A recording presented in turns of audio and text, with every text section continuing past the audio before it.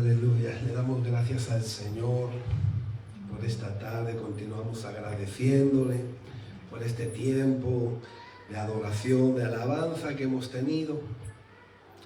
Estamos muy agradecidos al Señor por lo que hace cada día, por sus maravillas.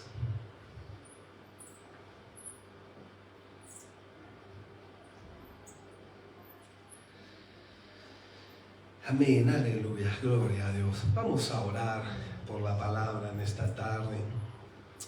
Padre Santo, te damos las gracias por esta palabra. Oramos, Señor, para que tú abras nuestro entendimiento, podamos recibir la enseñanza, la palabra, lo que tú nos quieres decir en esta tarde. Padre, traigo mi vida, mi boca, Señor, reconociendo que solamente de ti puedo depender, Señor, para poder anunciar, predicar.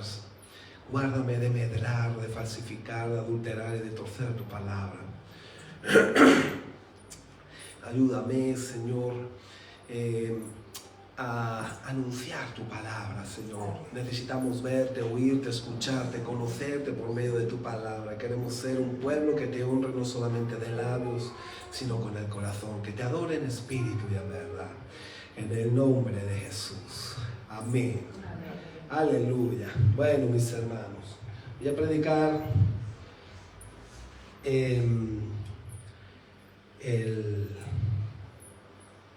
diezmo y de la ofrenda.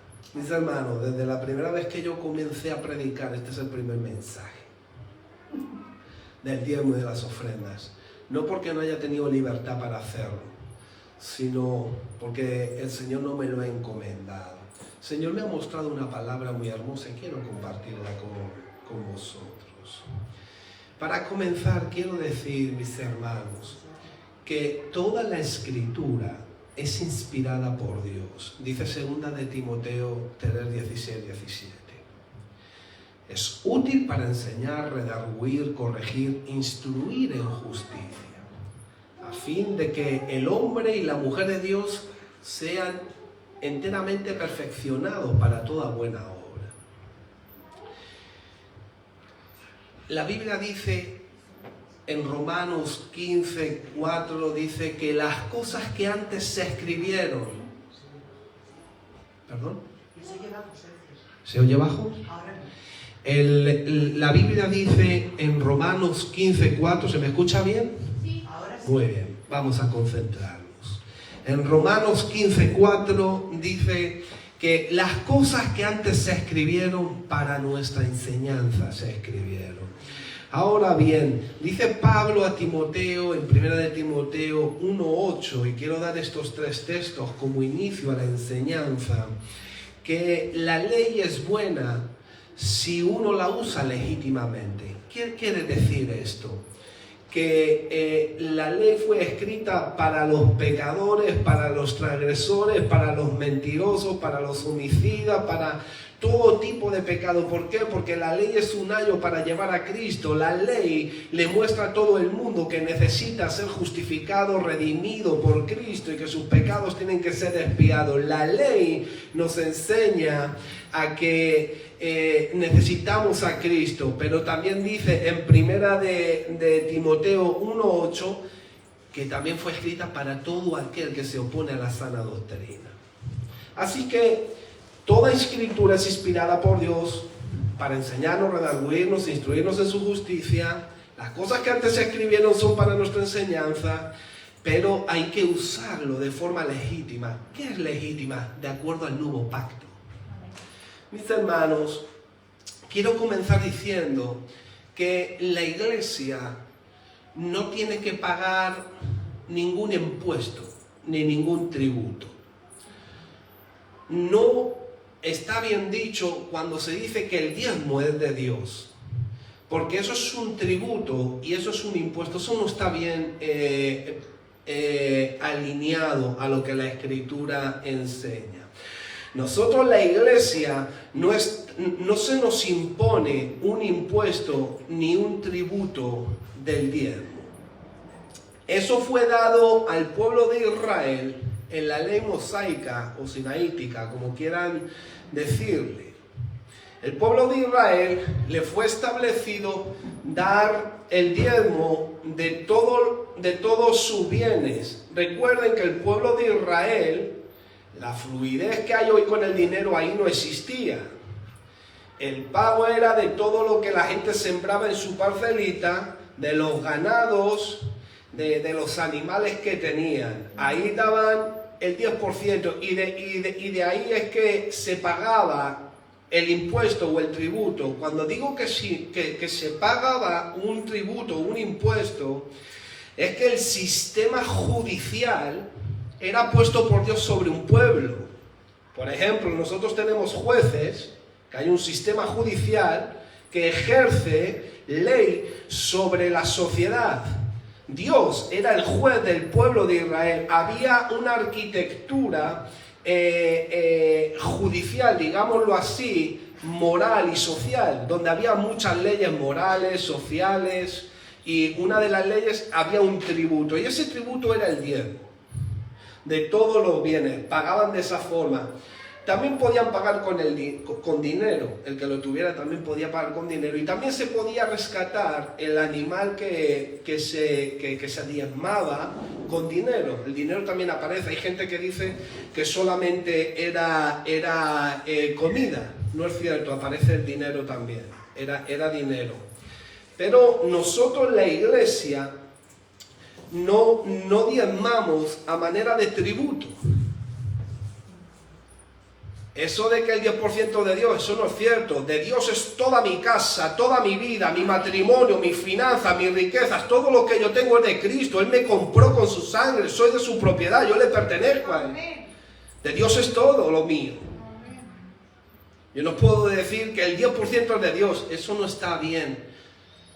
La ley, el diezmo a manera de tributo y impuesto fue dado al pueblo de Israel porque había un sistema judicial.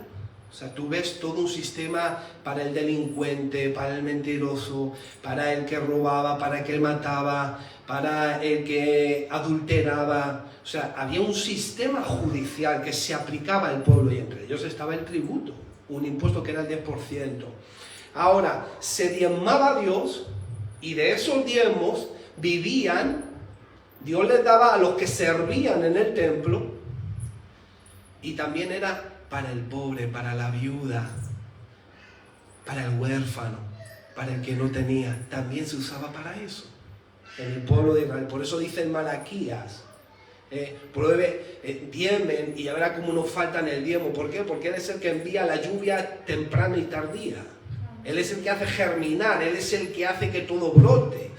Dios envió una maldición a la tierra de Israel y no crecía nada. Y fue en el regreso del pueblo de Israel que el Señor volvió a retornar y que creciera el fruto de la tierra. Pero Dios maldijo la tierra de Israel en ese sentido. Hoy en día los judíos siembran en el desierto y crece. ¿Por qué? Porque el Señor nos ha dado una sabiduría tremenda. Yo tengo un amigo que está en contacto con un pueblo de hermanos mesiánicos en Cristo, con una comunidad donde hay de todo tipo, abogados, ingenieros, albañiles, dependientes, limpiadores, de todo, viven en una comunidad, todos son cristianos en el Señor. Y entonces le dijo a mi amigo, si vais a comprar un terreno, porque mi amigo le dijo, es que aquí los terrenos son de piedra, dice, no se preocupe, si nosotros hemos sembrado en el desierto. Vosotros llamadme que vamos a hacer una videoconferencia y ya verás cómo salen. Nosotros os vamos a decir cómo. Así que el asunto, mis hermanos, usted sabe por qué el Señor también envió pagar los diezmos. Dijo en Deuteronomio 14:23, para que aprendas a temer a Jehová tu Dios todos los días de tu vida. Temer, respetar, reverenciar, tener en cuenta de dónde viene tu provisión, quién te prospera, quién es Jehová Jireh, quién es tu proveedor, quién te sustenta, quién. El temor no habla de miedo, habla de respeto, de reconocimiento, de reverencia, para que tú aprendas a temer a Jehová tu Dios todos los días de tu vida. Así que, mis hermanos, se diezmaba, como hemos dicho, con el fruto de los sembrados, con manadas, ganados, y también con dinero, y eso se ve en Deuteronomio 14, 25, 26. Vamos a ir un poco con estos textos porque no me quiero centrar en lo que es en los diezmos del pueblo de Israel, por lo menos hoy, pero voy a ir dando textos por si luego vosotros queréis volver a escuchar la grabación. También se ve el dinero en los diezmos en Deuteronomio 14, 25, 26. Así que el diezmo se pagaba con bienes alimenticios porque el dinero no era como hoy, con la fluidez de hoy. Inclusive ya en los tiempos de Jesús el dinero ya se veía de otra fluidez, ya era más común, era normal, más normal, no como hoy. Pero tú puedes ver al publicano orar que dice: Señor, te doy las gracias porque no soy como este de aquí, porque ayuno 2 veces por semana y diezmo de todo lo que gano. Ahí no está diciendo de todo lo que siembro o de todo animal que cuido, está diciendo de todo lo que gano. Eso viene en Lucas 18:12. Así que hoy se paga de otra forma. En Mateo 23:33 y Lucas 11:42, el Señor le dijo: ay de vosotros, escribas, que diezmáis la menta y el eneldo y el comino y dejáis lo más importante de la ley. Esto era necesario hacer sin dejar de hacer aquello otro. Y habla de la justicia, de la misericordia, de la fe. Pero fíjense que dice: ay de vosotros, escribas, que dejáis lo más importante de la ley. Estaba hablando de acuerdo a la ley. ¿Por qué? Porque los evangelios son una continuidad de la ley. Todavía no estaba la gracia. Jesús vino a cumplir toda la ley. Cuando Jesús estaba en el tiempo de Jesús, todavía la ley estaba en vigor. ¿Cuándo viene la gracia? Cuando Él muere, resucita y asciende a la diestra del Padre, y viene el Espíritu Santo y se establece la iglesia en el libro de los Hechos. Entonces, ahora, esto es muy importante, mis hermanos, porque nos encontramos en un tiempo en el que muchos se han aprovechado del diezmo y de las ofrendas para enriquecerse. He hablado con profetas, con apóstoles de otras naciones. Me han dicho así, dice: pastor, yo estoy en conversaciones que solamente se hablan de roles, de Harman, de Ferrari, de Porsche. Yo estoy en conversaciones así, en medio de apóstoles, en medio de ministros. ¿Sabes lo que yo digo? Como dice Apocalipsis: ay, ay, ay, Dios mío. Entonces, mis hermanos, igual que eso está mal tomar como contexto los que roban y los que tergiversan para no tomar nuestra responsabilidad. Entonces quiero arrojar un poco de luz para que vean qué hermoso es lo que el Señor nos brinda a nosotros. Ya hemos dicho que el diezmo no se paga a manera de tributo. ¿Por qué? Porque de Dios no es que sea el 10%, de Dios es todo lo que tú eres, todo lo que tú tienes, es tu Señor. Amén. ¿Alguien está de acuerdo? Amén. Aleluya, santo, glorioso, gózate, pueblo. Aleluya. Así que vamos a ir a ver cómo nosotros... Vamos a Génesis, por favor, capítulo 14, versículo 17.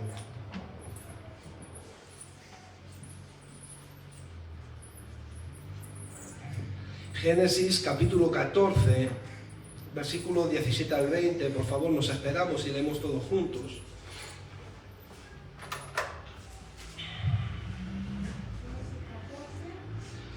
Génesis 14, y vamos a leer a partir del 17.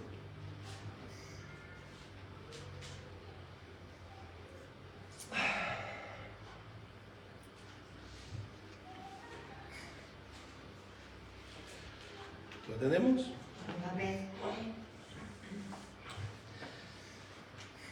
Aquí está hablando de Abraham cuando fue a rescatar a Lot, cuando en la guerra de Kedorlaomer, que raptó a Lot y a la familia de Abraham. Y entonces Abraham fue ahí a la guerra. Y fíjense lo que dice, mis amados. Cuando volvía de la derrota de Kedorlaomer y de los reyes que con él estaban, salió el rey de Sodoma a recibirlo al valle de Shabe, que es el valle del rey.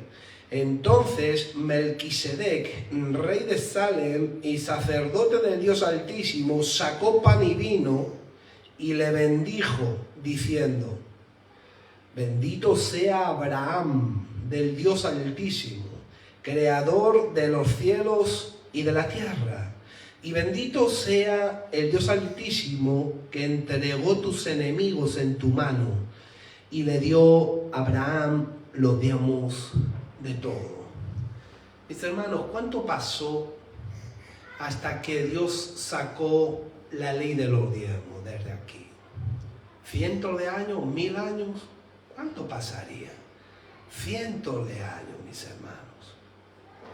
Ahora, fíjense que Abraham le dio a Melquisedec, rey de Salem, rey de paz, rey de justicia, del Dios Altísimo.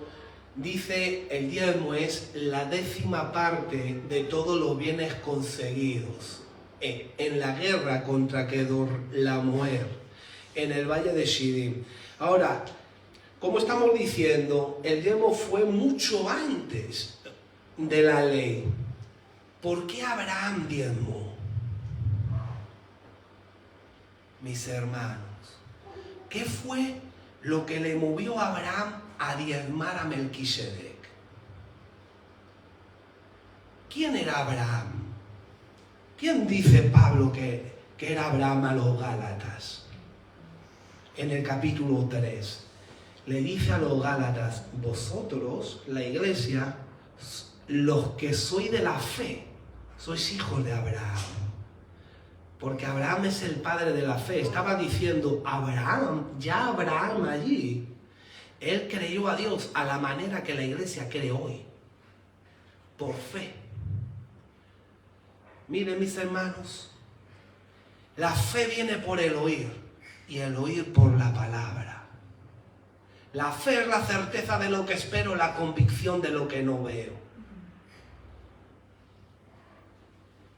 ¿Qué palabra fue lo que le produjo a Abraham la fe para dar el diezmo? Fíjense, analicen un momento el versículo 20, mis amados. Le venía hablando Melquisedec y le dijo: y bendito sea el Dios Altísimo que te entregó tus enemigos en tu mano. ¿Qué fue lo que produjo el diezmo? La palabra,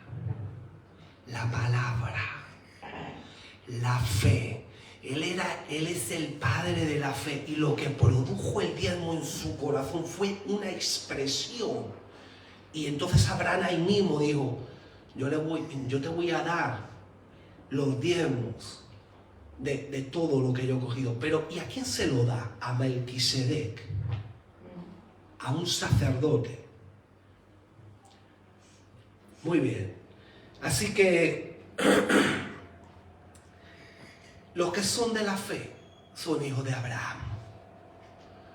Yo no pago un tributo. Yo no. Dice, fíjense, mis hermanos, en Génesis 28. Vamos a ver otro caso.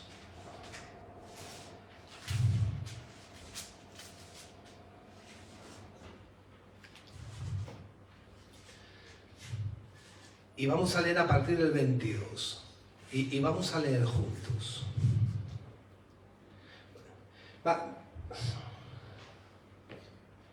Vamos a leer a partir del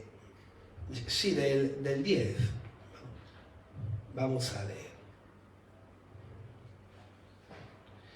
Salió pues Jacob de Berseba y fue a Harán, y llegó a un cierto lugar y durmió allí, porque ya el sol se había puesto, y tomó de las piedras de aquel paraje y puso a su cabecera y se acostó en aquel lugar. Y soñó, y he aquí una escalera que estaba apoyada en tierra y su extremo tocaba en el cielo. Y he aquí ángeles de Dios que subían y descendían por ella. Y he aquí Jehová estaba en lo alto de ella, el cual dijo a Jacob, le dijo: yo soy Jehová, el Dios de Abraham tu padre, Y el Dios de Isaac: la tierra en que estás acostado te la daré a ti y a tu descendencia. Será tu descendencia como el polvo de la tierra, y te extenderás al occidente, al oriente, al norte y al sur. Y todas las familias de la tierra serán benditas en ti y en tu simiente. He aquí yo estoy contigo y te guardaré por donde quiera que fueres, y volveré a traerte a esta tierra, porque no te dejaré hasta que haya hecho lo que te he dicho. Fíjate, mis hermanos. Y despertó Jacob de su sueño y dijo: ciertamente Jehová está en este lugar, y yo no lo sabía. Y tuvo miedo y dijo: cuán terrible es este lugar, no es otra cosa que casa de Dios y puerta del cielo. Fíjense, mis hermanos. Y se levantó Jacob de mañana y tomó la piedra que había puesto de cabecera y alzó por señal y derramó aceite encima de ella, y llamó el nombre de aquel lugar Betel, aunque Luz era el nombre de la ciudad primero. E hizo Jacob voto diciendo: si fuere Dios conmigo y me guardare en este viaje en que voy, y me diere pan para comer y vestido para vestir, y si volviere en paz a casa de mi padre, Jehová será mi Dios. Y esta piedra que he puesto por señal será casa de Dios, y de todo lo que me dieres, el diezmo apartaré para ti. ¿Qué fue lo que produjo el diezmo en Jacob? Mis hermanos,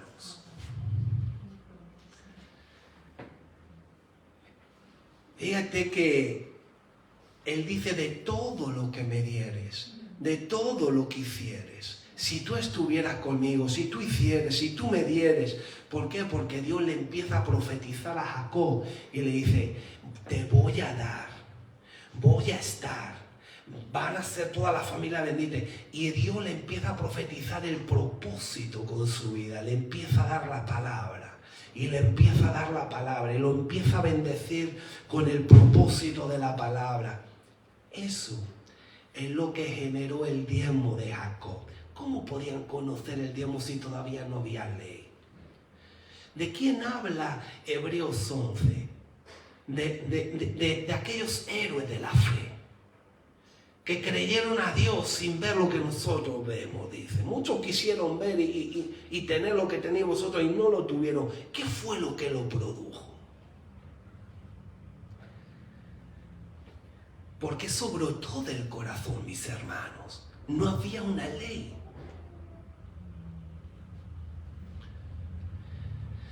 Será tu descendencia como el polvo de la tierra. En la tierra que estás acostado te la daré a ti y a tu descendencia. Será tu descendencia como el polvo de la tierra, y te extenderás al occidente. He aquí yo estoy contigo y te voy a guardar donde quiera que estés. ¿Sabes? Tú estabas muerta y muerto en pecados y delitos, y yo anulé el acta de los decretos. Tú estabas bajo el poder de las tinieblas, de los principados y potestades. Y yo te liberé porque triunfé en la cruz llevando todos tus pecados, todos tus sufrimientos, todo lo que el enemigo tenía en tu contra. Yo lo pagué por ti. Yo pagué con mi sangre, yo pagué tu sufrimiento, yo pagué tu condena. La ira de Dios cayó sobre mí para satisfacer lo que a ti se te demandaba para que tú tuvieras vida eterna. Pero ahora te he trasladado al reino de mi amado Hijo. Ahora yo te he hecho coheredero juntamente con mi Hijo. Tú eres heredero, heredera, juntamente con mi Hijo. Todas las cosas en Cristo Jesús te han sido dadas. Eres más que vencedor, más que vencedora por medio de la sangre del Cordero. No hay nada que te pueda separar del amor de Dios que es en Cristo Jesús, porque fiel es el que decretó y el que juró. Tu vida está escondida en Cristo. Nadie te puede acusar ni condenar, porque yo soy el que te justifico. Yo tengo mis planes y sé cuáles son mis planes para ti, que son de bien, que son de propósito, que son de promesa, que son sí, amén. Mis hermanos, usted quiere palabra. Yo no sé qué es lo que puede producir el diezmo en tu vida, pero yo no diezmo tributo, porque toda mi vida le pertenece a Cristo, mis hermanos. Brota de mi corazón. Y yo no diezmo a manera de tributo, yo ofrendo el 10% de todo lo que tengo, como mínimo. Porque si tuviera que mirar, porque es muy bonito mirar la iglesia primitiva en unción, en llenura, en avivamiento, en don de lengua, en todo eso. Pero a ver quién mira para vender los bienes. Como hacía la iglesia y lo ponía a los pies de los apóstoles. Ahora, la gente no es que vendiera su casa y se iba debajo de un puente a dormir. La gente tenía segundas propiedades. Tenía terrenos, segundas propiedades, tenía bienes. ¿Por qué? Porque dice Hechos que se juntaban en las casas. Entonces la gente tenía cosas y si yo tengo 50 millones de euros, ¿qué hago yo con eso? Se aumentan tus riquezas, no pongas el corazón en ellas, dice el proverbio. ¿Qué hago yo con todo ese dinero? ¿Qué le dice al joven rico? Se acerca y le dice, Señor, ¿qué haré yo para tener la vida eterna, para heredarla? Bueno, honra a tu padre y a tu madre, no mientas, esto, la ley, dice, todas esas cosas las he cumplido. Sí, muy bien, pues vende todo lo que tienes para que seas perfecto. Y vino una gran tristeza sobre él, porque estaba tan atado a las riquezas. Pero tú sabes lo que le quería decir el Señor, por la respuesta que luego le dio, Señor, ¿y quién será salvo? Dijeron los demás, de lo que es imposible para el hombre, para Dios todo es posible. Lo que estaba diciéndole al joven rico es, tú no puedes ser salvo por ti mismo. Tú quieres ser perfecto, muy bien, ves ya lo imposible, véndelo todo. Pero se fue con tristeza, no hubo arrepentimiento. No hubo aceptación, Señor, yo la verdad que no estoy todavía capacitado para vender mis bienes. Te lo digo así. Pero quizá algún día pueda venderlo, ¿no? Él le podía haber dicho al Señor, ¿no? De esa forma. Pero el Señor le estaba diciendo, si tú quieres ser perfecto, si tú eres capaz de darle a Dios a la demanda de la estatura de lo que Dios demanda de tu vida, bueno, vende todo lo que tienes y quédate sin nada y vete conmigo a la cueva o donde yo duermo, porque el Hijo del Hombre no tiene donde recostar su cabeza, porque Él se hizo pobre para que tú y yo fuéramos ricos. Ahora, usted empieza a entender, mis hermanos, el diezmo hoy, la 10ª parte.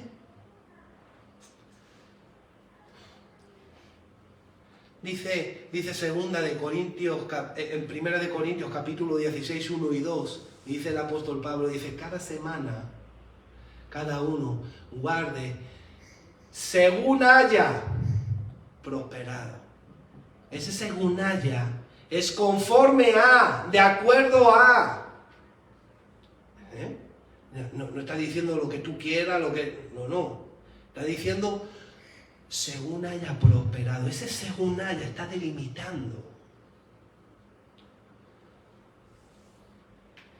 Entonces, mis hermanos, qué triste es todos los que han adulterado, mis hermanos, el reconocer al que te sustenta. ¿Por qué? Porque Abraham agradó a Dios porque le creyó y le fue contado por justicia. Si el Señor dice, busca mi reino y mi justicia y todas las demás cosas vendrán por añadiduría, considera los lirios, que ni aun Salomón con toda su sabiduría se vistió con esa hermosura, considera los pájaros. Es decir, si el Señor es el que a mí me está sustentando, ¿qué? Mis hermanos, ¿qué menos? Que yo pueda entender la 10ª parte. Ahora, si yo gano 1000 euros y este sistema babilónico que aprieta, yo no sé de dónde, qué pasa, o como han pasado veces, me quitan 500, pues yo no le voy a dar de lo mío, recibí 500. Le voy a dar de esos 500 al Señor, que fue lo que me llegó. Yo lo entiendo de esa forma. Aún hay gente que dice que no. Mis hermanos, ay, santo es el Señor. En 2020 el Señor nos dice, la iglesia puesta en balanza, desecho lo de Saúl, porque hay muchos que se han quedado con lo mejor de su enemigo. Hay gente, mis hermanos, que tienen la mira puestas en el mundo. ¿Cómo se está tergiversando? Cualquiera vende su casa y lo echa a los pies de los apóstoles. ¡Ay, Dios mío! nos quedamos sin nada, sin la bendición, nos vemos aquí congregándonos en el parque. ¡Ay, Dios mío! Se ha tergiversado, mis hermanos. Pero eso no nos alude. Ahora, mis hermanos, una cosa. Cuando nosotros diezmamos es por la fe, por la palabra que Dios te ha dado. El propósito, eso es lo que genera. Yo me acuerdo, mis hermanos, cuando yo vine, solamente tenía 2.000 euros. Nunca lo he contado, pero lo voy a compartir hoy. Porque tengo confianza y libertad en el Señor para contarlo, pues Él hizo el milagro. Y mis hermanos, había pecado tanto contra Dios, le había robado tanto al Señor. La Biblia dice: el que conmigo no recoge, desparrama. Mateo 12. Desparramé tanto. El dinero como el agua entre las manos, era imposible retenerlo. Y lo perdí todo. ¡Qué ruina, qué desastre! Y vine con 2.000 euros. Y el Espíritu Santo me hizo entender cosas y se lo sembré a la iglesia. ¿Cómo puede ser que un hombre robando a Dios, pecando contra Dios, en la baja moral, atentando contra su santidad, pudiera ser tan extremadamente bueno, supliendo, diciéndome: no te preocupes, yo te voy a dar, yo te voy a poner, yo te voy a respaldar, yo te voy a sanar? Y yo decía: ¿cómo me va a sanar si yo tengo una ruina? Tú has puesto la mano en el arado, no mires hacia detrás. Mis hermanos, yo perdí, se me quedó de gastos $500,000 de euros, pero perdí casi 1.000.000. Era mucho dinero. No me daban ni una tarjeta de teléfono. Mis hermanos, no me dejaban entrar ni al banco para cobrar la nómina. Pero el Señor me dijo: yo te voy a restaurar. Yo no podía verlo, pero me estaba dando que comer, me estaba dando que vestir, me estaba dando... Mis hermanos, ¿cómo Él podía estar conmigo después de donde yo venía? Y yo dije: Señor, y el Espíritu Santo me hizo comprender. Y algo brotó de mi corazón. Y dije: Señor, yo solamente tengo esto. Y yo te lo siembro. Yo me reuní con los pastores y digo: yo siembro esto para la iglesia. Mis hermanos, desde que yo vine al Señor, algo brotó en mi corazón. Y siempre le di la 10ª parte. Pero no solamente la 10ª, mi esposa y yo apartamos la ofrenda también. A veces más, otras veces menos, de acuerdo a cómo dispone nuestro corazón. El Señor ha sido tan fiel. Señor, este año pasado había algo que a mí pues yo le decía: Señor, ¿cómo tú dices que el que debe es deudor del que se le debe? Fíjense, mis hermanos, el Señor el año pasado, después de 11 años, me anuló una deuda de casi 300.000 euros ante notario. ¡Wow! El Señor me decía: tú has puesto la mano en el arado, no mires para detrás. Pero siempre yo tenía como una tendencia a hacer así, ¿sabes? ¡Ay, Dios mío! ¡Ay, Dios mío! ¿Por qué? Porque es mucho. Hay inseguridades, miedo. Pero el Señor me decía, cuando yo quería retroceder un poquito más el cuello, me decía: tranquilo, yo estoy en el asunto. Un día me llaman y Dios orquesta todo y me dice: vete a este notario de aquí. Pero ¿qué va a pasar? Se va a anular todo. ¡Wow! ¡Santo! ¡Aleluya! Dios es un Dios de milagros, mis hermanos. No estamos hablando de una cosita. Estamos hablando que legalmente todo se solucionó. ¡Wow! Mis hermanos, cuando yo llegué aquí, en 2012, a la primera empresa, yo era chofer con un camión. Me decía: bueno, dame tu número de teléfono. No tengo teléfono. No te preocupes, abre el cajón, cógete uno de ahí. Amén. Mis hermanos, cuando tú caminas en el Señor, camina por encima de la circunstancia. Hemos visto mi esposa y yo y mi familia tanto la mano del Señor en ese sentido, que yo te digo que es verdad, el Señor nos sustenta. Amén. ¿Cuántos lo saben? ¿Cuántos lo viven? ¿Cuántos lo experimentan? El Señor nos sustenta. El hombre esté conforme, de acuerdo y se encuentre bien con que tenga que comer y que vestir.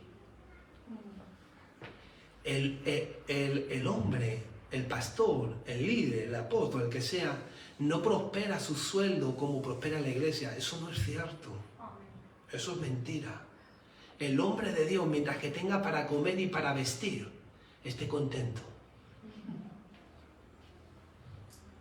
Mis hermanos, y cuando Dios quiere que tú tengas algo, Dios te lo hace llegar. Así que, fíjense, mi esposita, apaga el aire para que estemos más. Así que, fíjense, mis hermanos, hay una palabra profética, hay una palabra genuina, específica para tu vida, que Dios te dijo: yo contigo, yo haré, yo te sacaré, yo te respaldaré, yo haré. Los que tienen eso, mis hermanos, entienden el diezmo y entienden la ofrenda. ¿Por qué? Lo que estaba diciendo Jacob, el Señor le estaba diciendo: yo me voy a encargar de ti. Y le dice: hasta que haga todo lo que yo he dicho que voy a hacer contigo.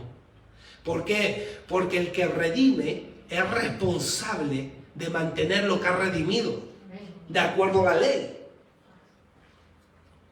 Ahora, el enemigo siempre quiere tergiversar, romper, ensuciar, malgastar. Mis hermanos, ¿quién era Melquisedec? Vamos a Hebreos 7, por favor.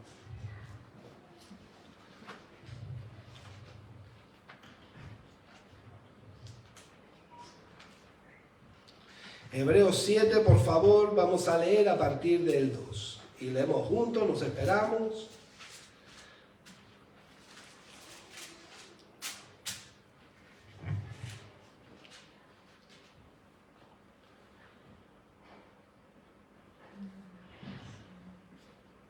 ¿Estamos?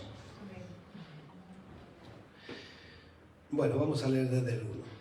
Porque este Melquisedec, rey de Salem, sacerdote del Dios Altísimo, que salió a recibir a Abraham, que volvía de la derrota de los reyes, y le bendijo, a quien asimismo dio a Abraham los diezmos de todo, cuyo nombre significa primeramente Rey de Justicia, y también Rey de Salem, esto es, Rey de Paz. Ay, Dios mío, ¿quién es este Melquisedec que no tiene ni principio ni fin de día, sin padre ni madre ni genealogía, que ni tiene principio de día ni fin de vida, sino hecho semejante al Hijo de Dios? Permanece sacerdote para siempre.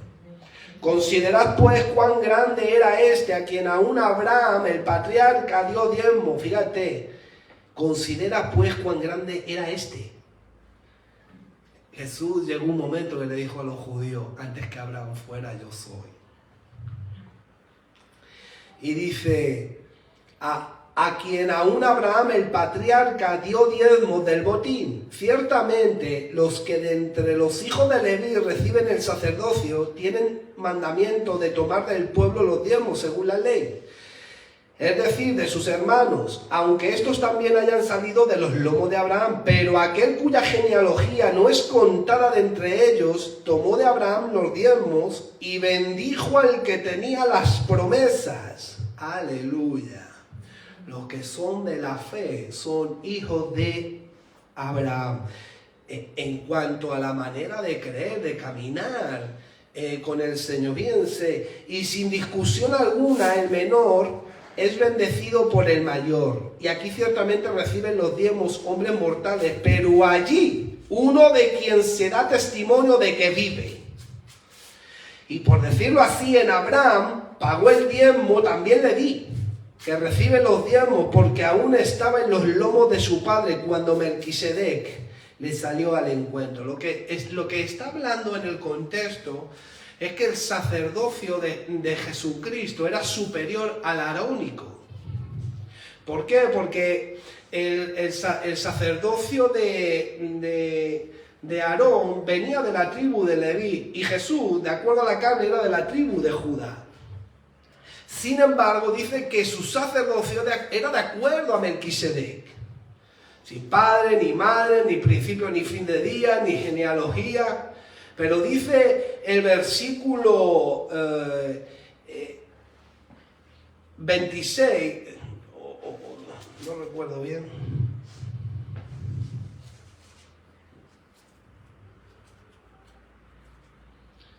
Que Él es el sumo sacerdote.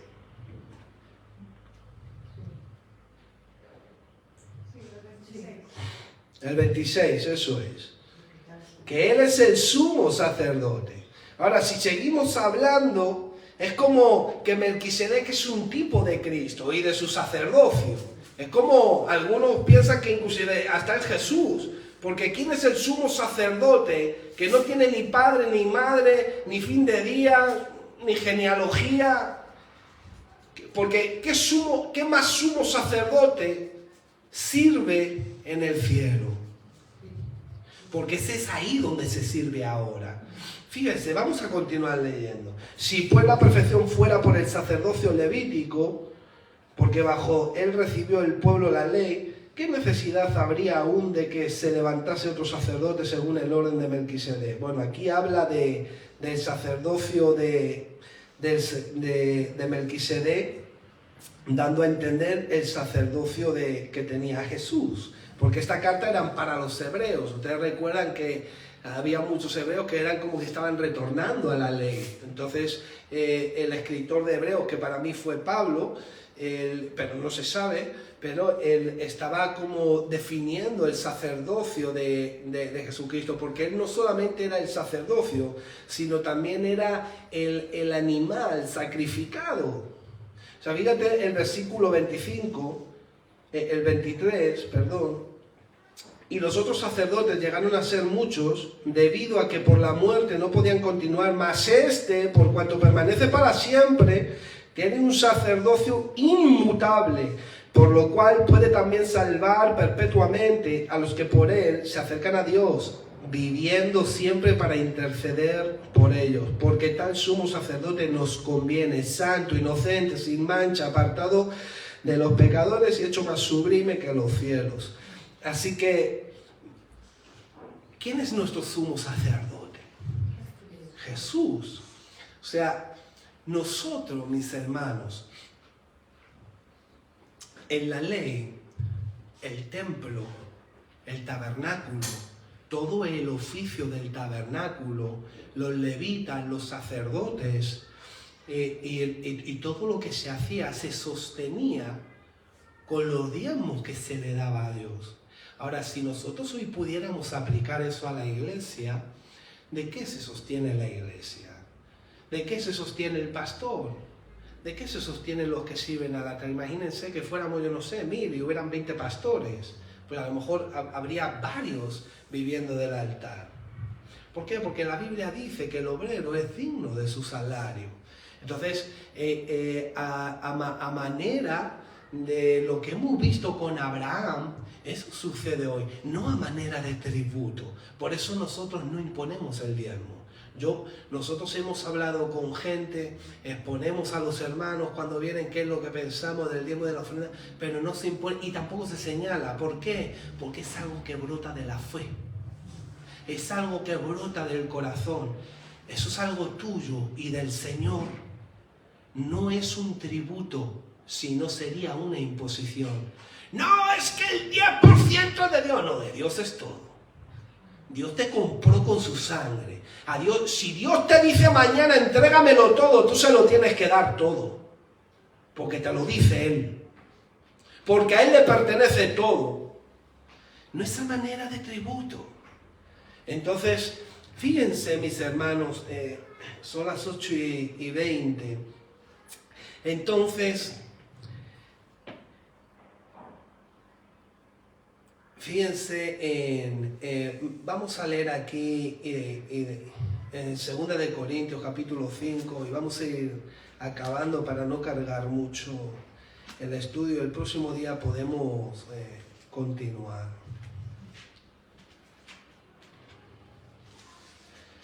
2 de Corintios capítulo 5.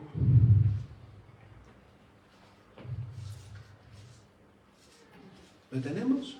Amén. Versículo 1 y 2. Porque sabemos que si nuestra morada terrestre, este tabernáculo, se deshiciere, tenemos de Dios un edificio, una casa no hecha en manos, eterna en los cielos.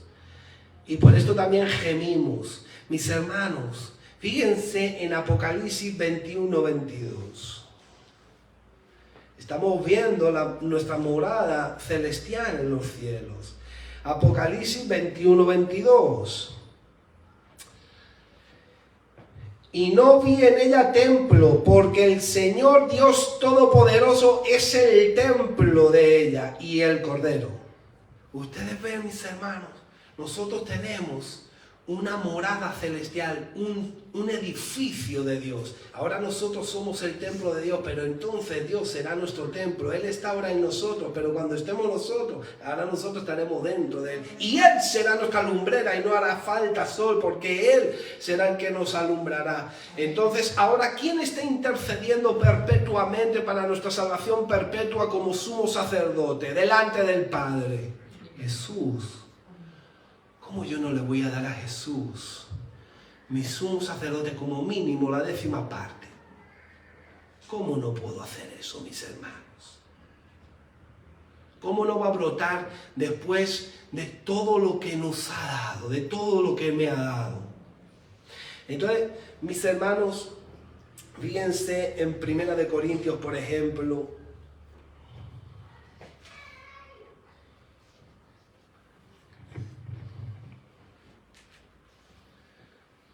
O vamos a dejarlo aquí.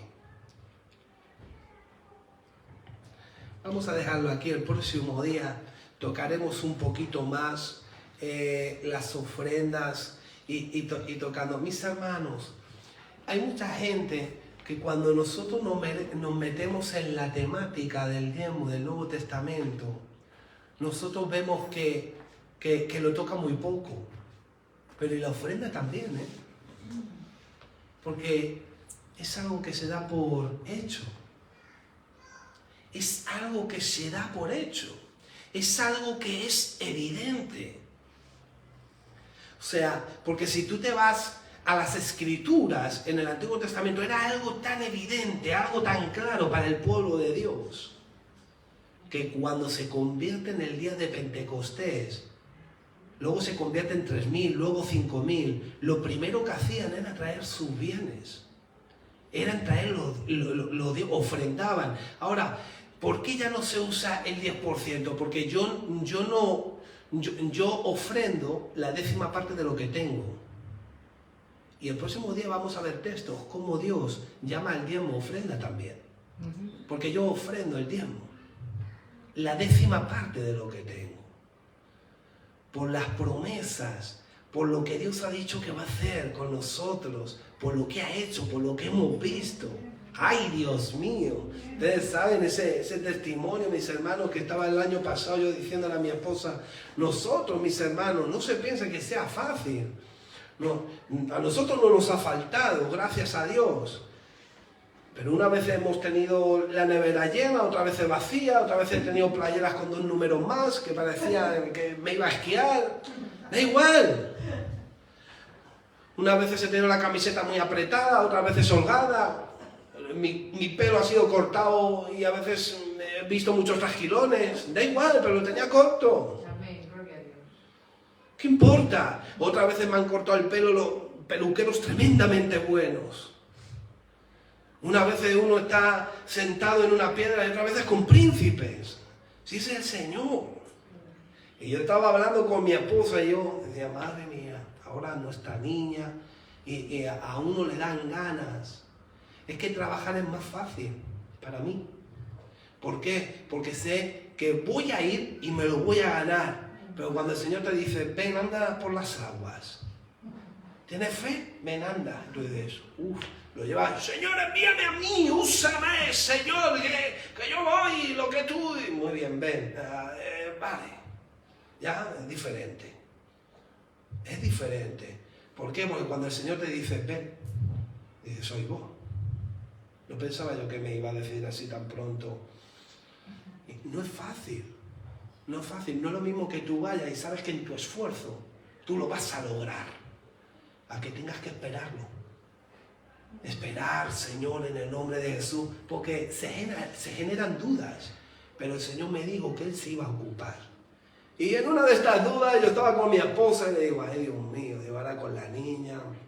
Yo miraba los pañales y digo, a ver qué navidades vamos a pasar, aunque nosotros no somos muy tradicionales, esa es la realidad, nosotros no... Pero bueno, navidades se entiende, ¿no? Esas fechas que las últimos de año, en cuanto a calendario gregoriano.